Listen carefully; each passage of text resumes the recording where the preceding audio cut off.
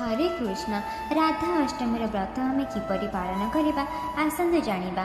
भाद्रव मास शुक्ल पक्षर अष्टम दिन में आसी था राधा अष्टमी, जहाँ एथर आसुची 31 अगस्ट दिन।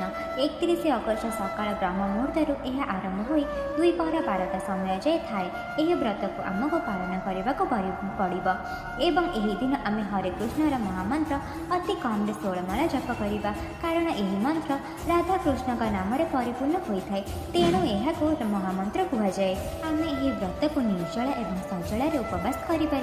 आम मैंने यह व्रत को निश्चित करवा उचित, कारण 1 लक्ष निर्जला एकादशी फल गोटे राधा अष्टमी मिलता है। यही दिन भगवान जुगल मूर्तिर पूजा करिपरिबा, नाना प्रकार भोग अर्पण करिपरिबा।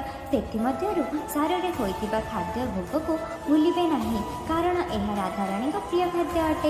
यापर आपण राधा कृष्ण चरणामृत पाई अन्न प्रसाद करी व्रतर पालन करें। एहीपरि आम राधा अष्टमी व्रत पालन कर राधा रानी को प्रसन्न करिपरिबा। हरे कृष्ण।